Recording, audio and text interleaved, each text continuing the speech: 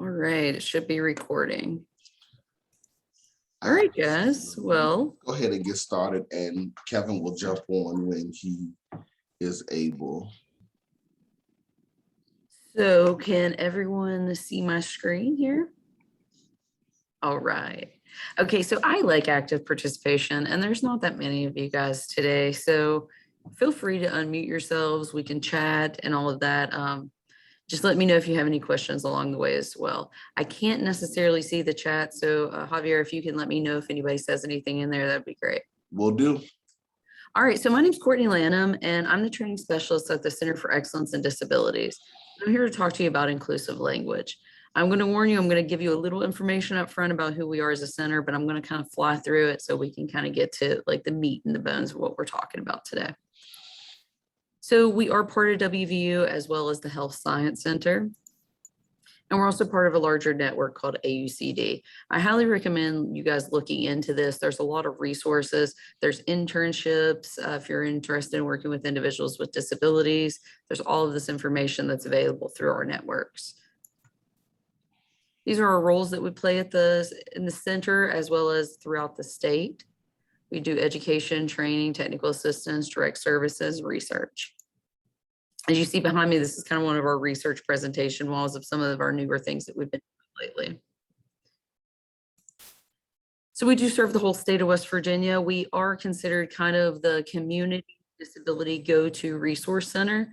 So that doesn't mean that we don't provide services within the university. We do, but we don't typically focus on like accommodations within the university and things of that nature. That's held through a different department. But we do provide a lot of different resources. We have a lot of internships here as well. And if you're interested, you can get on our website and learn more about it. Like I said, I wanted to fly through that because that's not why we're here today. And, you know, we have a very short period of time to get through this information. So I want to make sure that we get through this discussion. That's incredibly important. So we're going to talk about inclusive language. So what does inclusive language mean? So I like to throw this out there. So feel free to put it in the chat or unmute yourselves. What do you think of whenever I say inclusive language?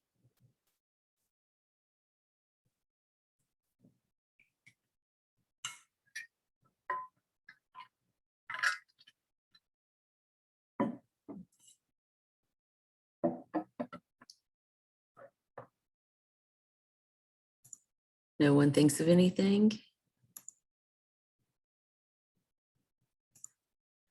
Language that ensures everyone is being addressed and included. Yeah, I think that's a great answer to that. Okay, any others?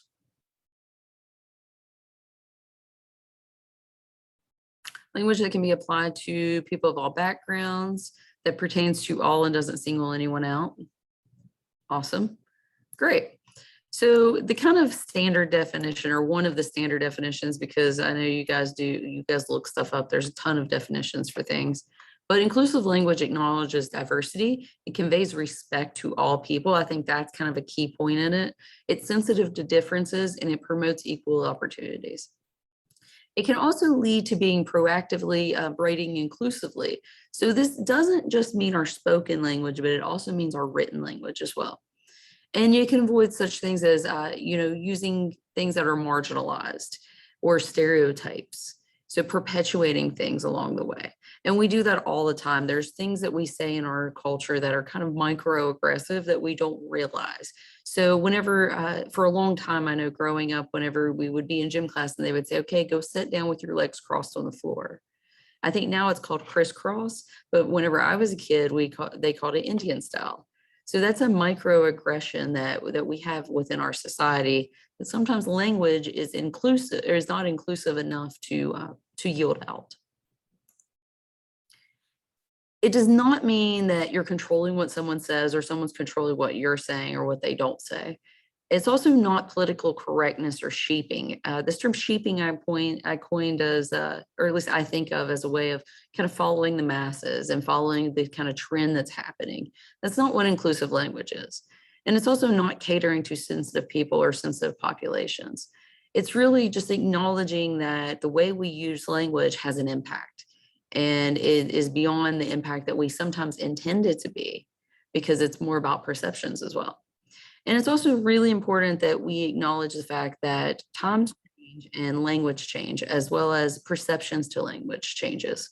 So one example in particular that is very explicit that I use is whenever I was growing up, the word queer was explicitly a derogatory term. So if someone called someone queer, then that meant that they were degrading them, that it was a bad thing. Well, now a lot of individuals are using that term as a form of an identity. So it's not a bad thing at all. It is an expression of their gender or their sexuality in a more neutral or a more fluid manner. So that's where, our perceptions of language have changed. So whenever if someone, even if that's your identity, if that's how you identify as, if you are to talk to someone who their reference for that word is different, then they're going to hear that word and their perception of that's going to be slightly different. So it's important that we're mindful of that, both because we're going to hear people using terminology that has changed its meaning over time, but we're also maybe using it ourselves. So whenever I said also in times in society, we use terms that are not very inclusive at all. And one thing that we do is we use very binary systems. So we have a extremely binary and an extremely masculine and feminized culture. So I can give you examples. You have two restrooms in most places to go to. If you're lucky, sometimes you have a gender neutral one, but those are extremely rare. When you go into a department store, if you go into Macy's, you have a men's department and a women's department. Well, what about those individuals who may not identify? Or what about those individuals who may wear items from both departments? What dressing room do they use in that situation? So we've already set up very concrete things in our society that are very binary, but even still within our language, we use very binary terms, such as male man or male woman. We've gotten better about that. Secretary, those types of things that were traditionally very binary or very stereotyped towards a certain gender or sex. Assumptions around also, this is one that I have to touch on, being from the Center for Excellence in Disabilities, is we need to, and I'm just going to go ahead and say it particularly for you guys, because you guys are in Lincoln. There's Lincoln Hall in here right now. This is incredibly important, and I'll have more of a discussion with you guys next week around this, but the perceptions around disability and assumptions, and even the terms around using the word disability. I'm going to go ahead and tell you that disability is not a bad word. It's not differently abled. That's not what you need to replace it as. Well, that sounds like it's probably good, and it sounds like, oh, that's more inclusive. It's actually not. By replacing the word disabled, then that implies that it's a bad thing, and it's not. This is another thing that I will see a lot of times, this taking the dis out of disability. And that's something that also implies that there's something wrong with having a disability. So I see someone's hands up. Is it Jania? Is that right? So it's Jenna. Yeah. Okay. But as someone in obviously Lincoln Hall knows this, I'm part of the disability community. I have prosthetic legs, so I see this a lot. I absolutely hate when people go, "You're just differently abled." I'm like, no, disability is not a bad word. I'm disabled. It's not a bad term. You can call me that. I'm proud to be part of that community. I absolutely hate when people say differently abled, or people go, "Oh, I'm so sorry for you." Oh, that's another thing. I feel like if you guys come across someone who does have a disability or something like that, if you say "I'm so sorry for you," they will hate it. I mean, it's no different than going up to someone who's overweight and saying, "I'm so sorry that you're fat," or "I'm so sorry that you're the race that you are." I mean, it's no different. It's weird. I'm so sorry that you have blonde hair. So yeah, exactly. Thank you for sharing that. And you brought up a great point that I'm going to point out, is that when things like this happen, more times than often, now not all times, but more times than often, this never came from the disability community. This came from other people who were trying to be like, "Oh, we're going to be these crusaders," but then they never consulted with individuals with disabilities to see how they felt about it. Because if you were to consult with them, they're going to say, most of them are going to say, having a disability is not a bad thing. It's who I am. It's part of me, right? Just like being gay is not bad, or being Jewish isn't bad, or whatever it is, it's a part of you. It's not bad. Thank you for sharing that. There's going to be a part later on that I hope that I can see your face. I hope you're in my viewing screen, because you'll probably laugh, because I'm sure you've heard this before. And if it's not on here, I'm going to point it out. I'll say it at the end. Pronouns. So I can't do an inclusive language training without talking about pronouns. I feel like that's the one thing people care the most about around inclusive language, because it's the one thing people are trying to like actively navigate right now in our society, I think. So pronouns, you can't always, sorry, my laptop's dying, I gotta plug it in. You can't always tell someone's pronouns by looking at them. Now, sometimes maybe you'll get lucky and maybe it'll be the right pronoun, but more times than not, you're probably gonna get it wrong. You're probably gonna offend them. So asking and correctly using someone's pronoun that they tell you is the basic way to show your respect for someone. It's the same way as if, let me look through here. I love, this is my favorite thing to do. Dun, dun, dun. Zach. Is your government name Zachary? Okay. It is indeed. It is indeed. All right, wonderful. So your government name Zachary. So we say, let's say you do not like to be called Zachary. I see you have it labeled Zach and you hate it. And I know you hate it. And you've told me that you go by Zach, not Zachary. Is it not disrespectful for me to constantly call you Zachary? Of course it is. Is it not? Do we not ask people like, oh, do you prefer to go by this or this? I'm sure you get asked that frequently because you have a common name that gets kind of squished down, right? For sure. Yeah, so it's the same way with gender. So if you're gonna, and here's the thing also, is that if you're going to ask, then you have to abide by it. Because if not, then it's worse than never asking in the first place and just assuming. So when you refer to someone with the wrong pronoun, when you know differently, when they've told you differently, or when you've emailed, here's another thing is that we've done this thing with the they, them, he and she, all of those in our signatures now, a lot of the time at the university. I changed mine over a year ago, and I email with people I know, like we've emailed exchanged and they still will get it wrong. And I'm like, you see, it's right there. Like, do I have to tell you, hey, you're getting this wrong? Like, I'm already labeling it, which is what everybody wanted, which I was uncomfortable with at the beginning, but I did it. But it served no function at this point other than to just label me for the masses. No one's functionally using my preference necessarily. Now, some are, but there's many times when they don't.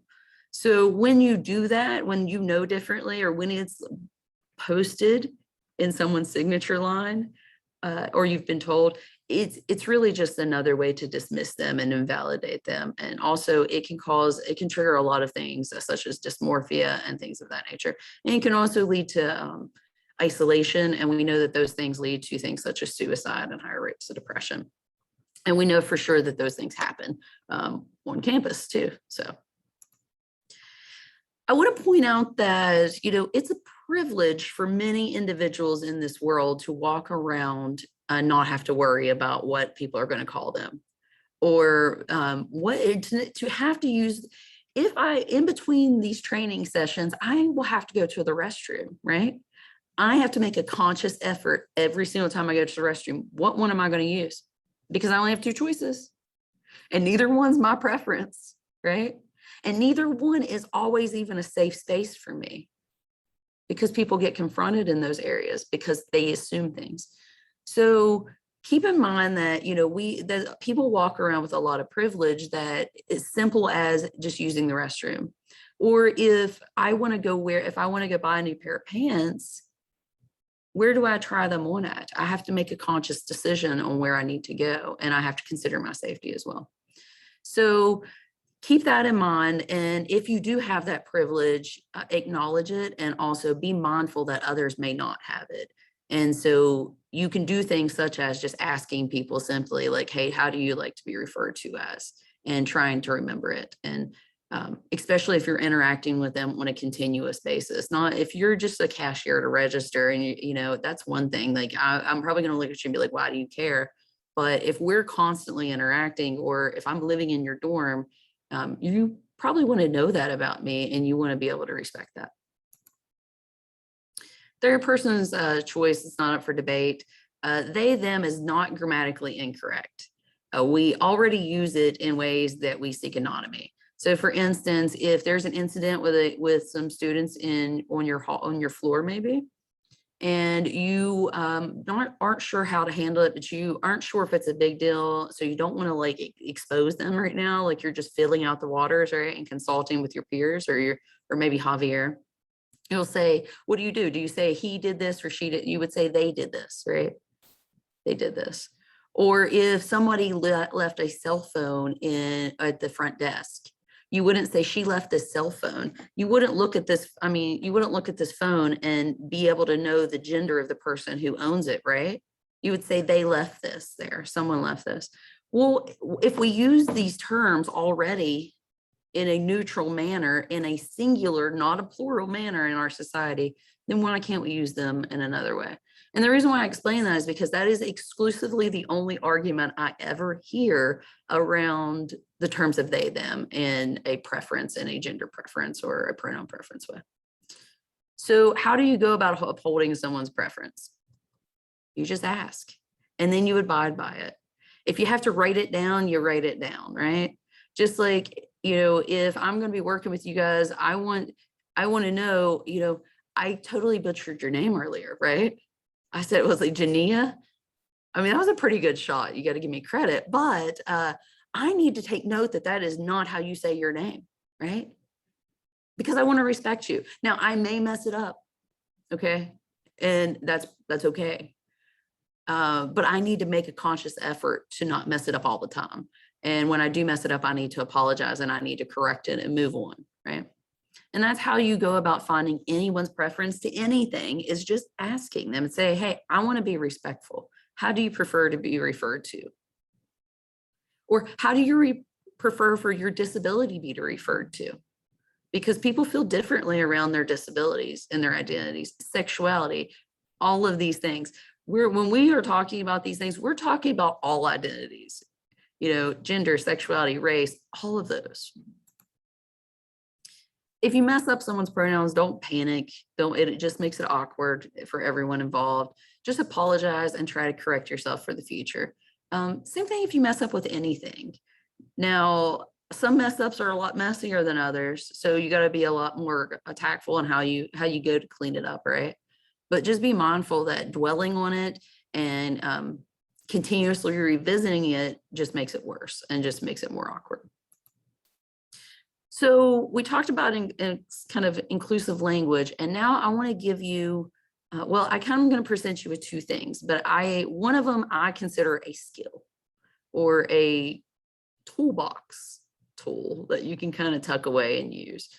Now there's some prefaces. There's also a flip side to it that I'm going to present to you as well. And this comes from the field of disabilities, and it's called people first language or person first language. You will also hear it referred to as. And it's a way to speak appropriately and respectfully around an individual with a disability. So essentially, it puts emphasis on the individual first before the disability. I think of it as sentence structure to some degree that has an impact, okay? So person first language will say a person with a disability versus a disabled person, okay? Now, I want you to hold on to that disabled person, that concept right there, because we're going to revisit that, okay? Because it's a different skill or concept. So what you see on the left-hand side is not person first language. What you see on the right-hand side is person first language. Now, that does not mean that the left-hand side is wrong or it's bad or inherently incorrect. It just means that this is not person first language, okay? And that's important for you to understand, because there is absolutely nothing wrong with someone identifying as an autistic person. So some of these I think that you can kind of see, and you can see kind of like, okay, a disabled person, a person with a disability, right? One thing I'm going to point out here, and this is incredibly important for this session, for me to stop on, and I'm going to repeat it again for the Lincoln Hall people next week. Mentally retarded, and this is the only time you will ever hear me say this word, is no longer an acceptable term. It's no longer a clinical term. We don't use it. It's no longer a diagnosis. They're going to have one of these in their DSM, correct, like breakdown. They do, it's exclusively a derogatory term. Okay. So if you hear people saying it, you should be responding to it the way that you respond to other derogatory terms that we use in our society. Okay.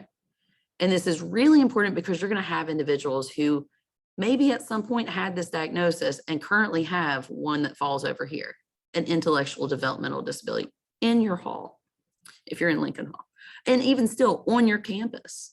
So we need to be more mindful of this. And this word is extremely hurtful.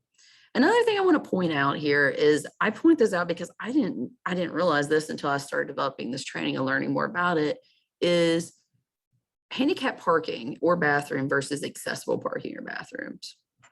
So a lot of times I'll kind of throw this out there to see, what do you guys think of this?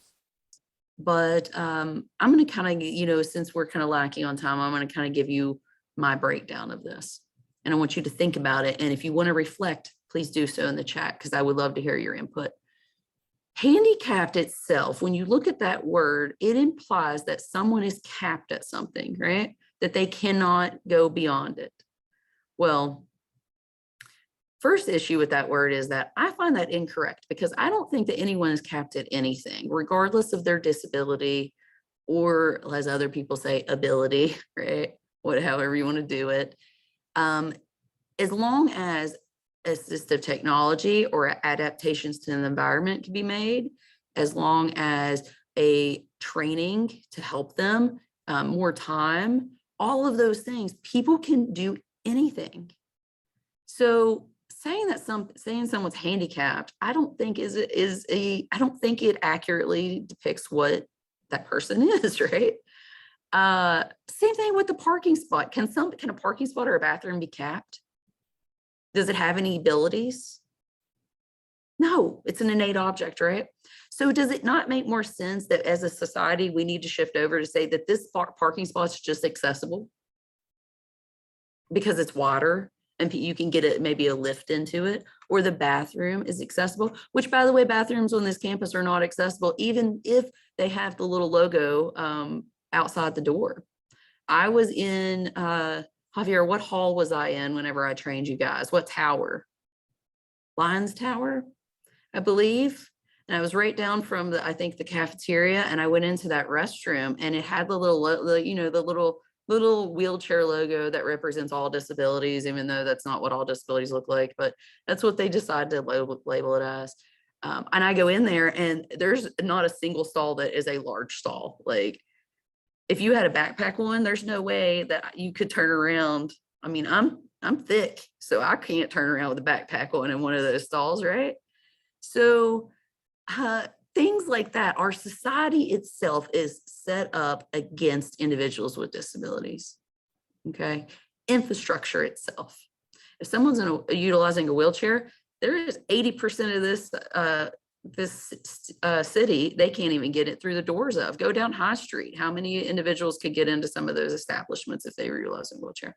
So be mindful of those things. And the reason why I'm telling you this and I'm pointing it out is because you guys do events, you guys do different things. Be mindful of your environment, because you don't know what someone's bringing to the table. Sure, they may have a disability for many years, or they may have just broke their leg and they need an area that's big enough for them to go to the restroom in. So we're not just talking about permanent disabilities and chronic here. We're also talking about those temporary things that as organic beings happens to us as well. So person first language, like I said, it originates from disabilities and the disability community. However, when I was developing this, I thought to myself, well, this makes sense, like, to me, right? And that I want to put focus on a person before anything else about them. Not to say that those things about them are not important, but them as a whole unit is what's really important to me. And viewing them by the whole piece, I guess you look at it as a pie. Some people look as, we're pieces of a pie. All the pieces make up the full pie, which is ourselves. I feel like that analogy is completely overrated. I'll just say to you is that we carry a lot of identities as human beings. We have a race, we have a religion, a sexuality, a gender, a political affiliation at times, right? And all of those things can define us, but all of those things are not all of us. That's not the whole part of us. So that's why I say that person first language is the shift that I take to as being an inclusive language person, because it really puts emphasis on the person before anything else. So has anyone ever been labeled by anything here? You can kind of raise your hand. I can see your faces. I love seeing faces. I can see, you know. Is anybody native West Virginians? I'm from Southern West Virginia, represent Paint Creek. Okay. So West Virginians, as native West Virginians, or just being from different regions, you kind of get labeled by that. And then there's stereotypes that get associated to you. And people sometimes will treat you differently whenever they start to learn those things about you. Okay. And based on their reference to whatever your identity is. And like I said, your identity can be a disability, it can be any of these things. It can be being a single mom, a single parent, a single dad.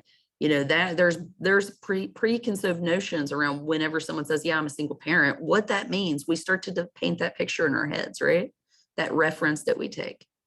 So it's important that you remember that people make those references. So there's effects to labeling, there's effects to identifying with groups.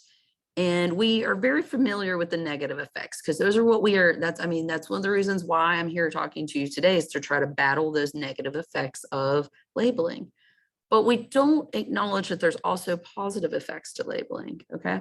So it can create barriers, we know that, you know, there's glass ceilings that exist, there's a lot of things that exist. It can also create opportunities for individuals. So there's scholarships, I use this one a lot, but there's scholarships available to individuals who may be of a certain minority, a certain percentage, maybe Native American. If you can prove it, then there's money available to you. So that is a great thing. That's a resource. That's a bonus of identifying with maybe that heritage, that part of your heritage. Safety.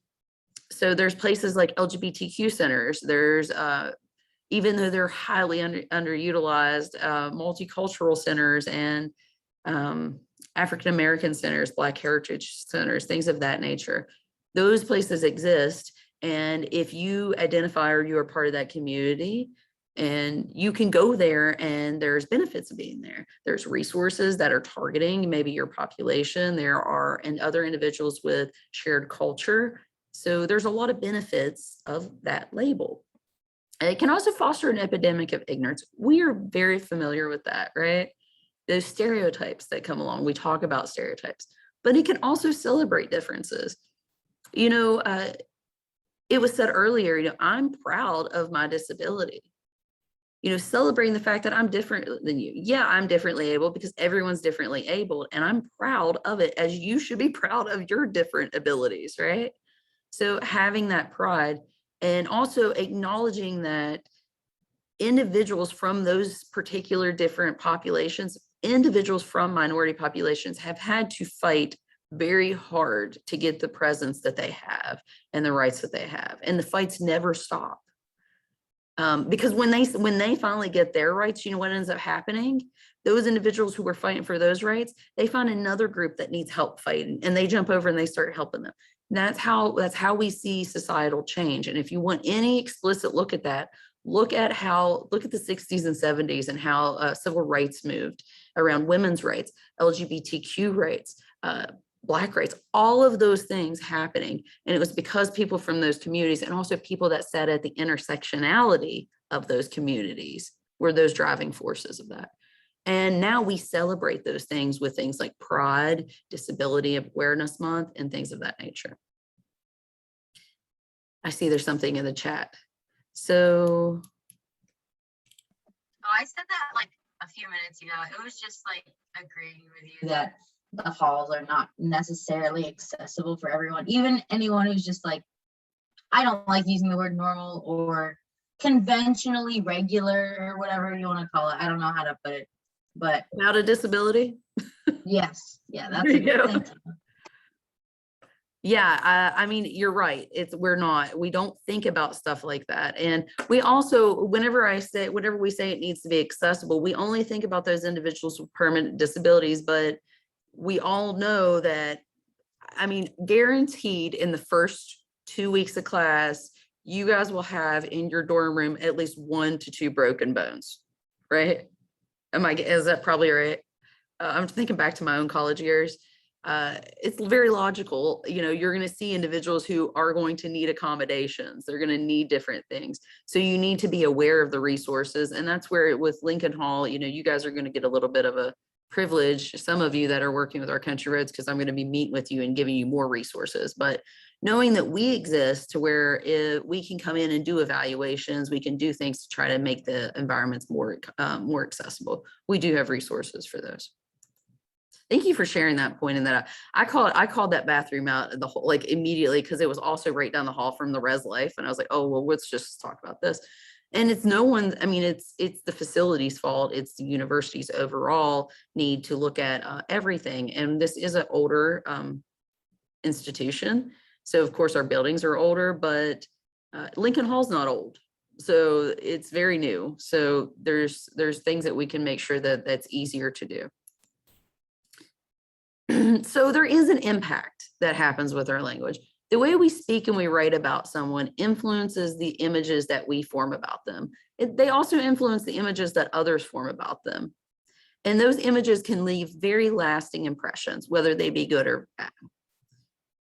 So I like to use this analogy. When you go to the eye doctor, there's that little thing that they click down in front of your face, and then they'll start going like, what's better, A or B? And they start clicking the little lenses, 1 or 2.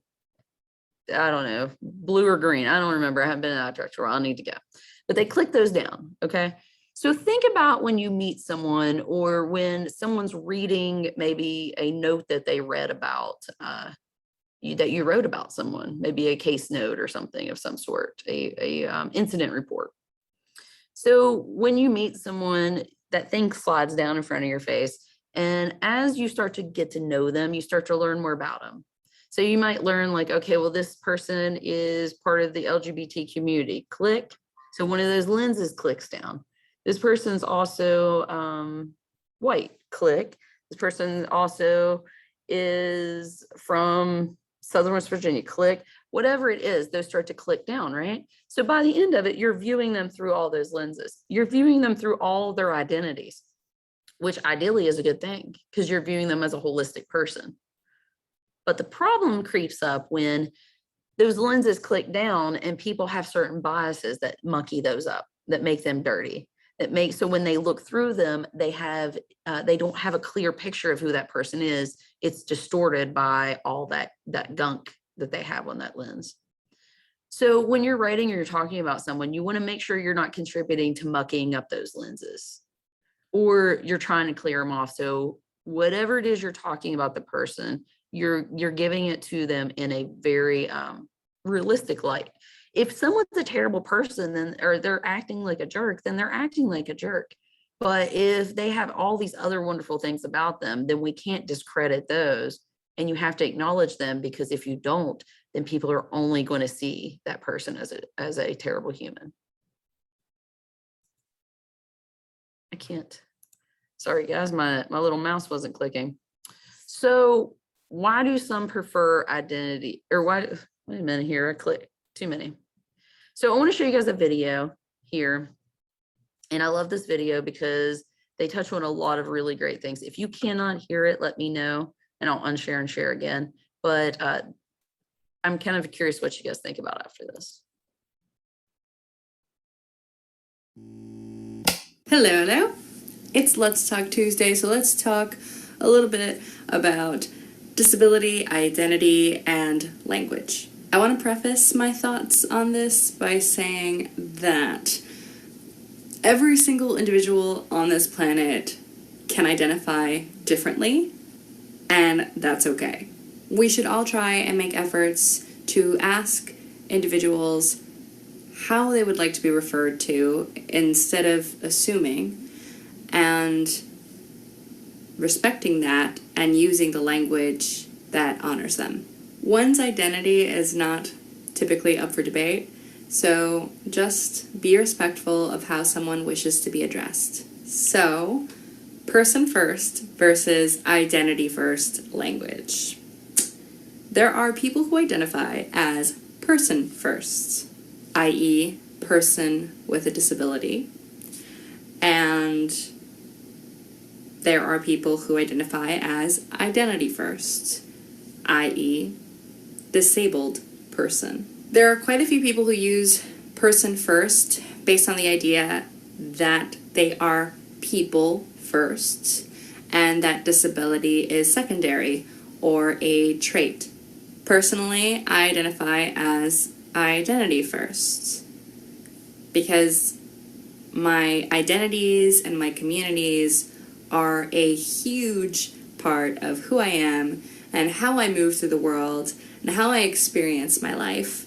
So I am honored by their recognition. I am a queer, Latinx, disabled woman. These identities vary throughout this humongous and diverse community. So while there are a lot of people who identify as autistic, there are also a lot of people who will identify as a person with autism.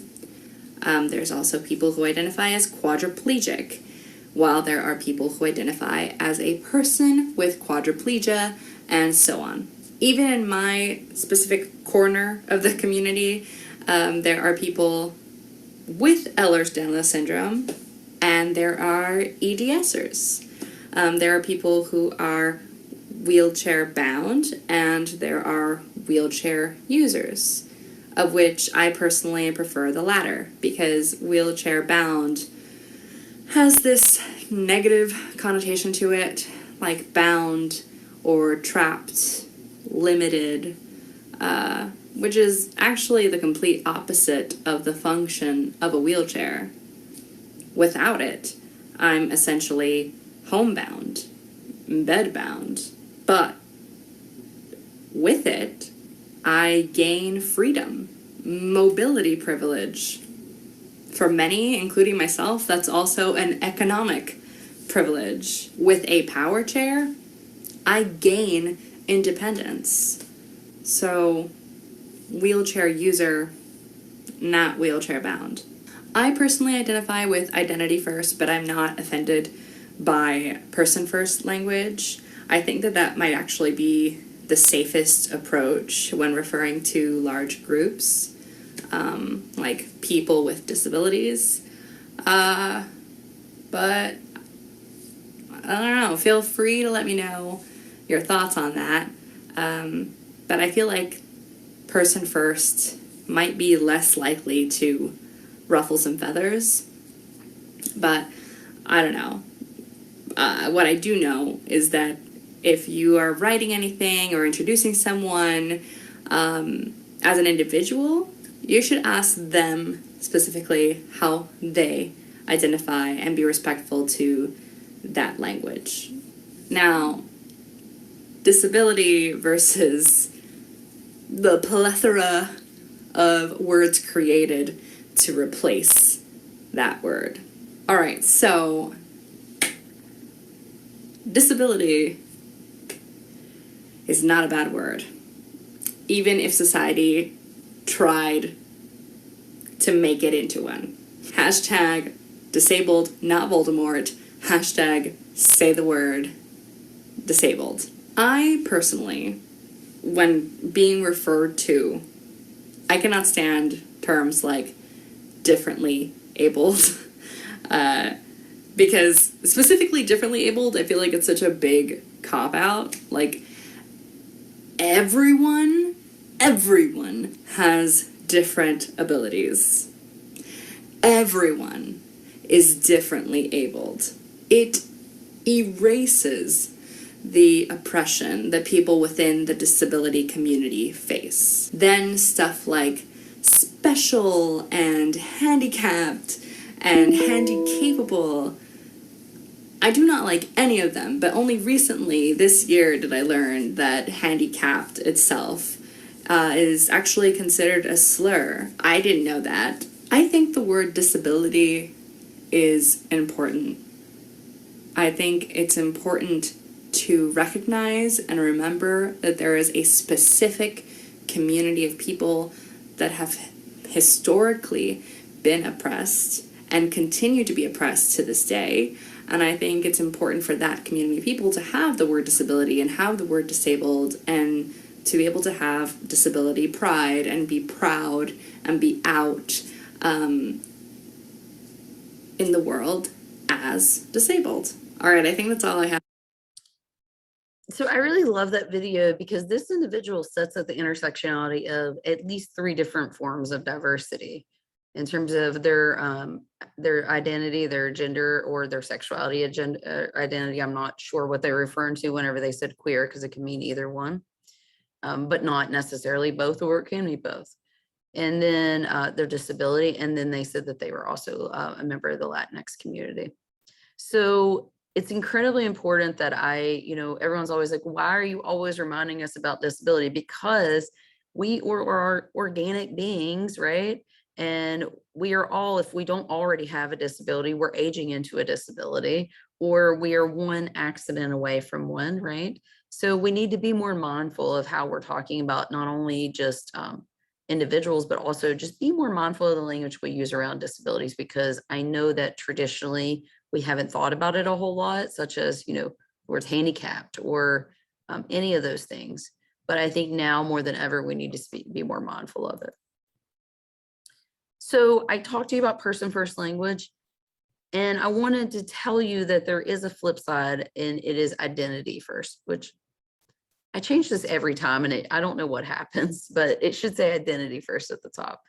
And it's important that I tell you this because you may encounter individuals with disabilities who may subscribe to identity first.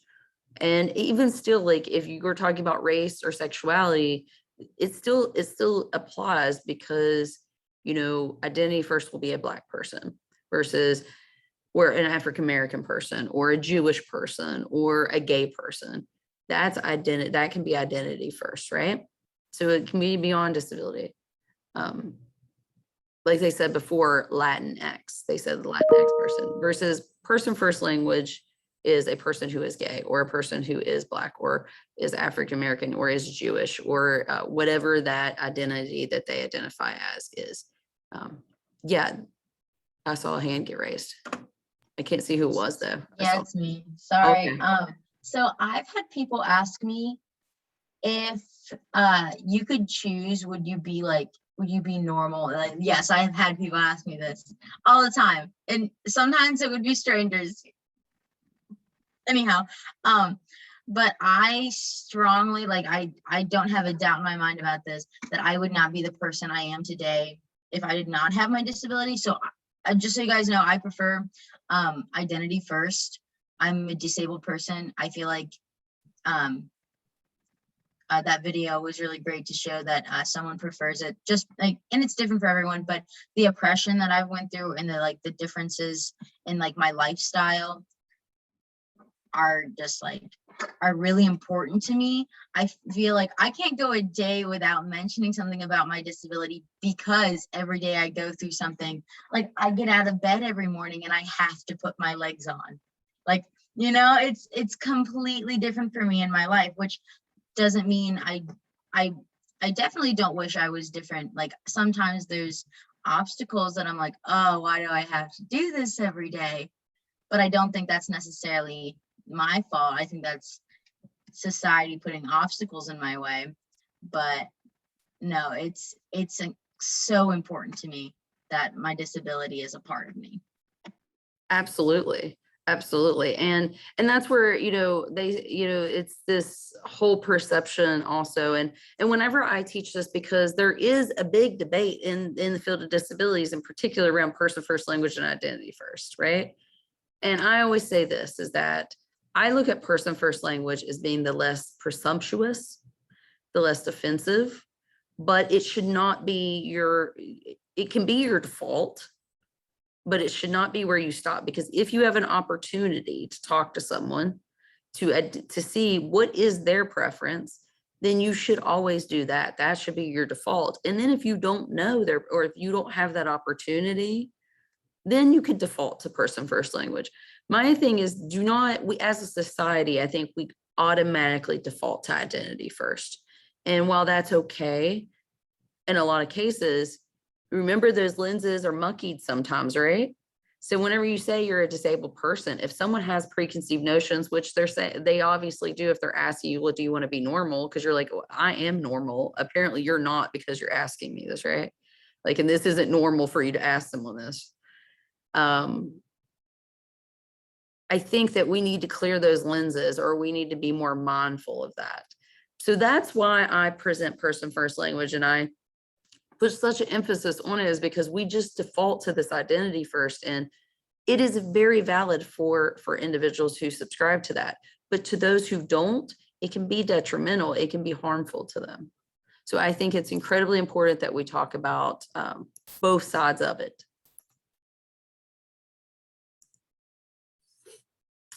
Another reason why individuals, and it's just like, that you said earlier, will subscribe to identity first, is because separating the disabled person into two nouns, with or has, is perceived by some as being an invasive trait.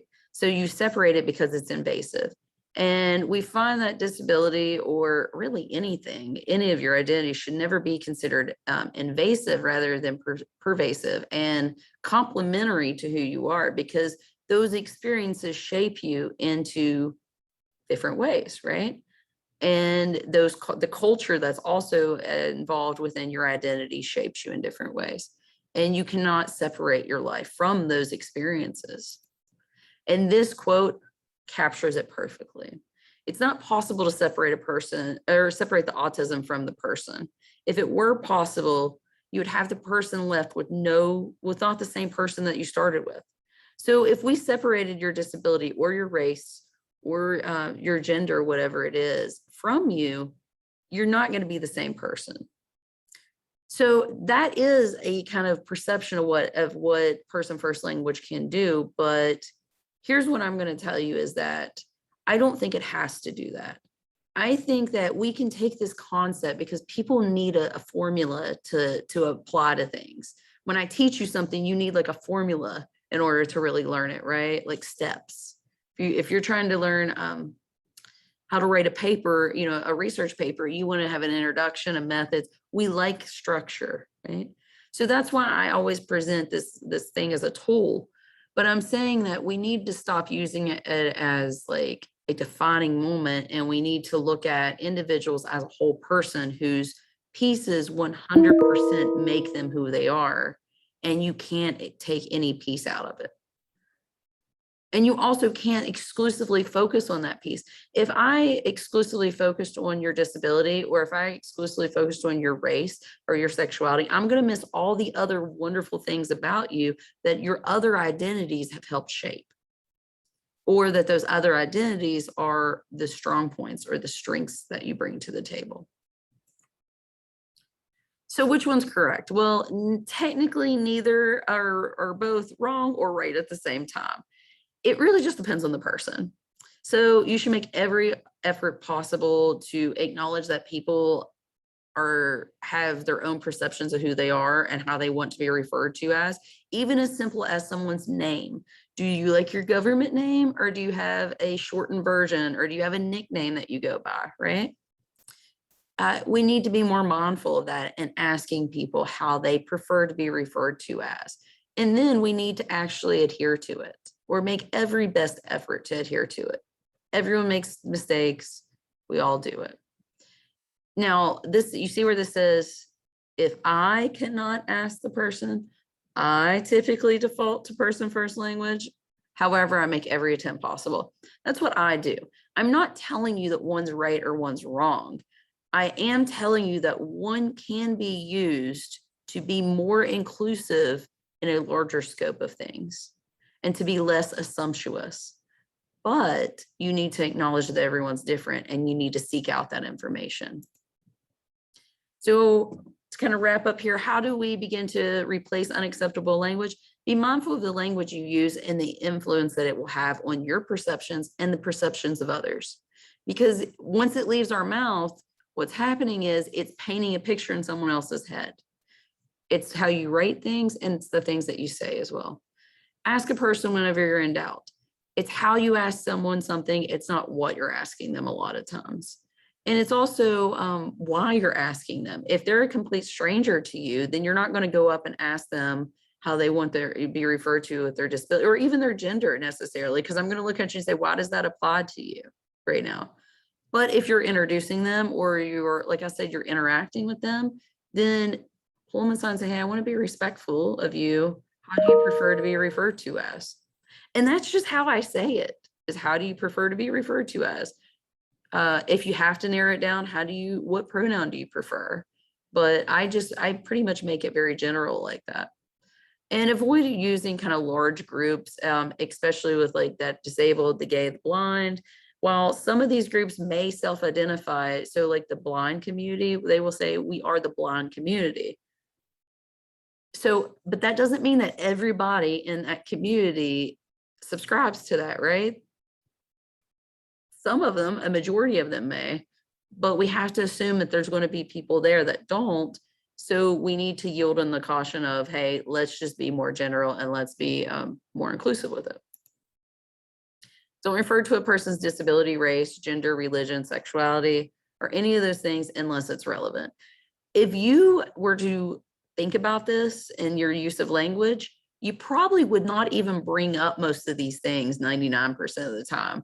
Think about how frequently it really is relevant to conversation, someone's race or disability. Not typically, right? I always tell people this story really quick. I'll tell you, I have two friends who are named Jay, and we have a mutual friend that I like to call Brian. And we're all really good friends. And one day I get a phone call from one of the Jays, and he said, hey, have you talked to Jay? Or I get a phone call from one of the Brian's, sorry. And he said, hey, have you talked to Jay? So I naturally said, which Jay are you talking about? And he said, Black Jay. And I kind of paused for a second, and I often think about that, and I wonder why he never just said Jay in his last name, or Tall Jay, or Skinny Jay, or whatever it was, because there were so many other identifying factors about those two individuals that we both knew. We both knew their last names, but he decided to default to his race. So we do that all the time. We have names for a reason. Like there's a reason why my name's Courtney Lanham, is so I can be a more unique identifying person in our society. So call me by that. You don't have to call me gay Courtney or gender neutral Courtney or whatever it is. Also, I've said it, I'll say it again, disability is not a bad word. And if you don't know someone's preference, then you should default to person first, but you should always making an effort to ask someone their preference, unless it doesn't apply, and then mind your business, right? Once again, the R word, I will say it one more time so no one can say I never said it, and I have to say it so many times today. I'm so upset about this. The word mentally retarded is no longer a clinical term. It's exclusively a slur word. If you hear someone saying it, it equates to you saying any other derogatory term. And it should be handled exactly the same way.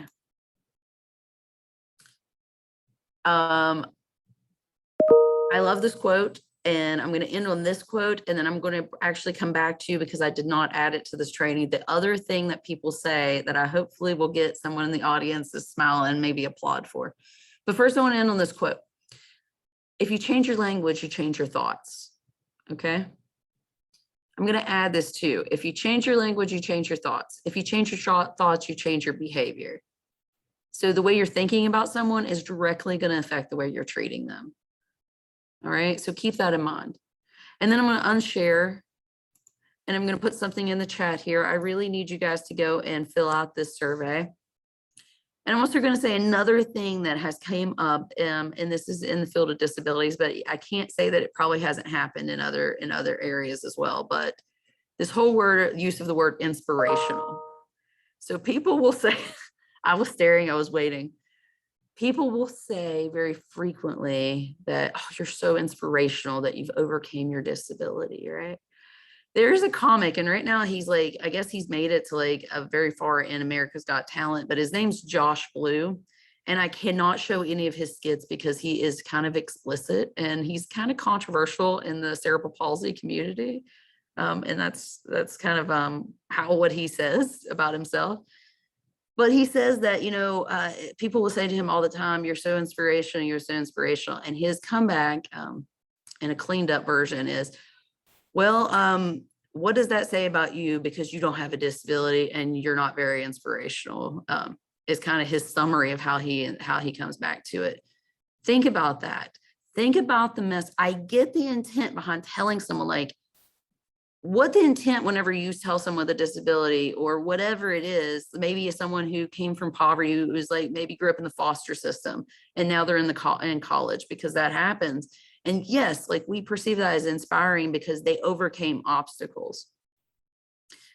And that's probably your intentions when you say that, but that's not what people hear. And and I hate to tell you this, but our intentions really don't matter.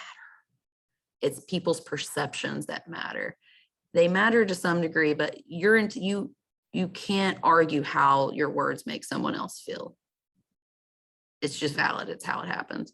So we need to make sure that our intentions are lined up with our language so we can kind of maybe not create those errors in the future. All right. So that's kind of my inclusive language, which is totally scratching the surface, especially in 50 minutes. Well, I got in an hour today. But know that we exist. Know that I'm here for you guys as a student. We're here as a center if you guys need us. Anything with disability, if you don't know who to go to, just call us and we'll help you figure it out. Okay. Moral of the story, just be more mindful. I can drop my email. Now, I will tell you that we do have, whenever it comes to accommodations and things, those are not held out of our department. Those are a student office of accommodations. But when it comes to assistive technology, we have a whole lending library that we have that has shower chairs. It has everything that people can rent. So if you guys get a student that breaks their leg and needs a shower chair, reach out to us. We can make all this stuff happen for you. Any questions? Courtney, thank you so much. I know we will be seeing you on Tuesday at 11 o'clock as we talk about our Country Road students who will be coming next week. So we're really excited about that as well. Yeah, and I will tell you, it will be very informal. It's a moment. I do know I taught 5 of them all last year virtually. So I know 5 of them very well, or at least the first cohort I know very well, if they all 5 make it. I know some needs that some of the other ones have, but what I'm going to do is try to provide you guys with some resources, some things to just be proactive about. So maybe you guys can kind of set yourself up and everyone up for success.